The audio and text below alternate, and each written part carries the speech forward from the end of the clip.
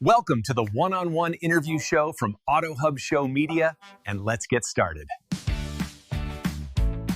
Hello there, this is Ian Nethercott with my wonderful voice today, host of the AutoHub Show. Today I'm not doing a live show, I'm doing an interview, and I have the pleasure of interviewing Yazmin Rodriguez. As you can tell by the name, English is not her first language, so give her a little bit of patience there. Spanish is not my first language, so I'm not even going to attempt it. I know a little bit of French and a little bit of other languages, Spanish not being one of them, but I know a few words. So Yazmin, congratulations on your NADA presentation coming up next year in February in Las Vegas, Nevada. Tell us a little bit more about you and why the automotive industry. Well, thank you, Ian. As you said, I'm Yazmin Michelle. I live in Puerto Rico. I work in one of the biggest company of automotive industry in the island. For over 62 years, has been serving our community. That is Bella Group. I'm a CX manager for Bella Group. And why automotive? I'm in this industry for the past 5 years. I decided in 2020, at the same time that was happening COVID and all that, to make a change. Okay. We worked for over 3 decades on the telecommunication company. I was studying my studies on business administration, a doctor in administration, and I decided to investigate customer experience management. And it was the perfect moment. Fantastic. Yes. It was the perfect moment because I have been serving and working with customer service for the past 3 decades. And I understood that we need to improve the experience for customer in the automotive industry. 100%. The show I started now, going into our 7th season. The whole focus on the show was making the show better, one show at a time. And I, years ago, after I worked retail, worked in call center operations for all kinds of brands and all kinds of dealer groups. But I would say over the last 7 years, the more commonly do I hear, hey, if the experience was better, maybe I'd buy a car there. If the experience was better, maybe I'd sell more cars. If the experience was better, maybe I wouldn't hate buying a car so much. So I agree with you 100%, especially as we look at 2026, but even at the end of 2025, people are visiting fewer dealerships than ever, and big companies like Amazon and others are starting to get into the industry to change things for the better for customers. Because at the end of the day, without a customer, there is no car dealership, there is no car making, there is no retail, there is no profit, there is no retention, there is no service. So I agree with you 100%. So moving from telecommunications, which obviously is about communication, into the car business, which is about omni-channel and focusing on customer experience, which I'm assuming has to do with websites. What have you learned in the last, what did you say, 6 years? 5 years already. Okay. 5 years. So coming up on 6, what have you learned in the past 6? Yes, I have learned a lot. This is a big world, the automotive industry. But service, service is service no matter the product. And that I learned. Interaction, communication is the key to maintain customer, to retain, to gain loyalty for business. And in the automotive industry, we see that we connect with customer, we create a relation, and that gives the life cycle for customer to, through service, come back to buy another car. So what have you been able to improve or enhance through your experience in the industry, but more importantly in telecom, before you got into automotive? What were you able to teach the automotive people that maybe they didn't already know? Well, I have a powerful question that I have given to advisors. Okay. And also to sales executive is that we could use a powerful question before a customer leave our dealership that is asking our customer if they received the service they expected. That is a powerful question that if we can use before customer leave our dealer, we can manage and transform experience. Sometimes we think that we are giving the best experience, the best service, that the customer received the service as we expect it was good, but the perception of the customer later is going to be written in a survey and a CSI score or in a Google review.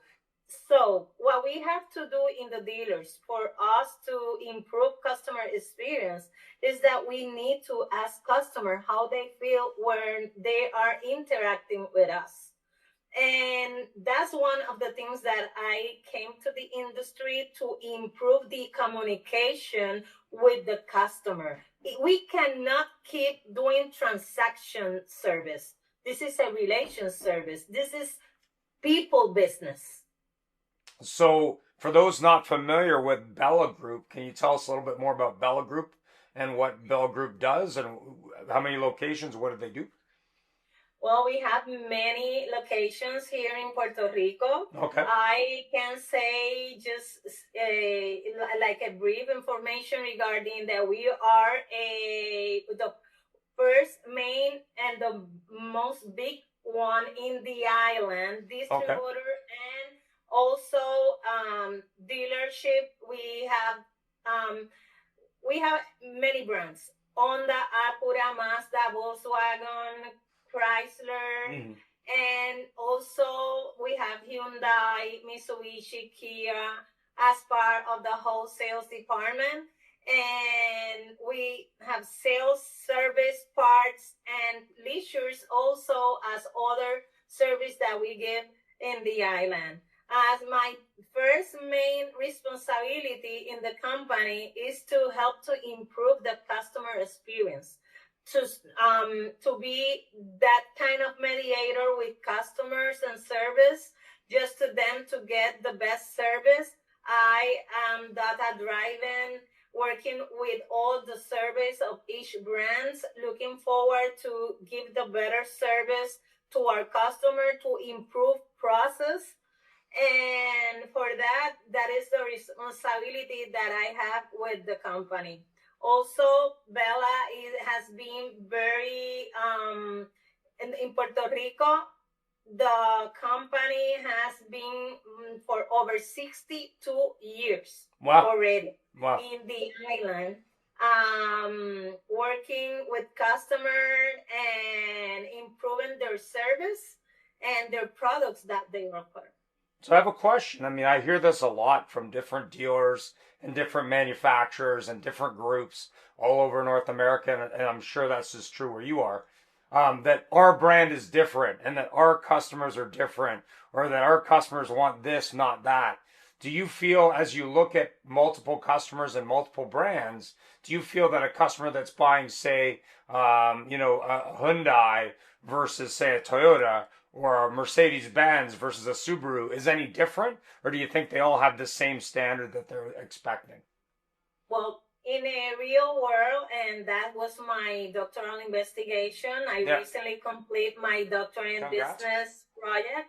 And in my research, the customer experience management, I found that customers in Puerto Rico, they have a specific needs. We are in a tropical island. We have a variety of consumers, as also in the States. Each customer is unique. They have their own needs, their own perspective, and each customer, we need to listen to them. In the past, we usually said that you have to attend the customer as the same as you like to be attended, and that is not correct. The correct premise is that you have to attend the customer as the customer needs to be attended. So yes, we have customer that demands on product versatility, I can say, for the word. And some of them there has to be technology efficiency, and there are different needs. So as the state and Puerto Rico, they're looking for a good quality product, but they're looking for the best experience. Can you tell us a little bit more about the doctorate and what it was in? Yes, my doctor in business administration management. Yep. I was focused on the customer experience management. Okay. My study managed many hypotheses regarding the management of the tangible, that is the space, the facilities of the dealership. And also I work with the technology, what customer expects about technology. I discovered that technology opens door, but people close the experience. Understood. So I have a question, since we're in the age of artificial intelligence today, and for full disclosure, one of our sponsors is an AI company for 2026. I'll be at their booth this year at ADA, which is called Numa. They're backed by a small startup you may know, Google Technologies or Google Ventures. What's your opinion on how people will connect with AI, but more specifically in the customer experience side of technology? What do you think? Okay. AI is a tool to help our community. I don't think it's gonna be people think that AI is gonna be like replacing human. Right. No, human is always necessary. What is gonna be doing the artificial intelligence for us is that it's gonna be improving. It's gonna be making us faster, and you could use artificial intelligence in tools of technologies, text message, to do some kind of improvements on words. If you are an advisor and you need to write down a invoice to a customer or an estimate, and you want to do it fast, and you could use the technology on your favor. It's gonna be helping you with your time, to manage your time, and also it can help you to manage new customer. That customer comes with their phone already with ChatGPT, knowing the features of the car, the value of the car. They compare prices. They have technology on their hands. Why not us that give the service to people? We have to improve also using technology. I agree 100%. So you haven't been to NADA before, is that correct? No, this is my first time. So what's your expectation of NADA, and what do you think you'll learn?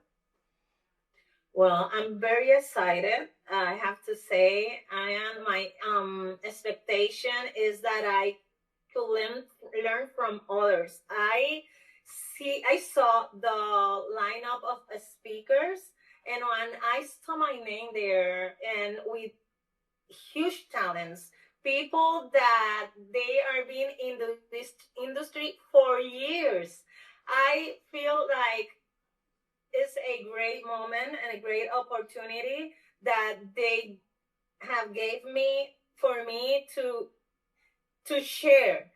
My topic is entrepreneurship that transforms CX and leadership from inside out. I want to get there and talk about how we can use entrepreneurship like a mindset to improve service, right? To help dealers, to empower our coworkers, to give that best of them to customers. Fantastic. There will be details on her appearance at NADA below in the description, but maybe you can tell the people who are watching or listening what day you're speaking, what time, so that they don't miss out. Yes, thank you for that. I'm going to be February 5th at 1:15 in the section, in the North Section A223. A223. I have been practicing a lot.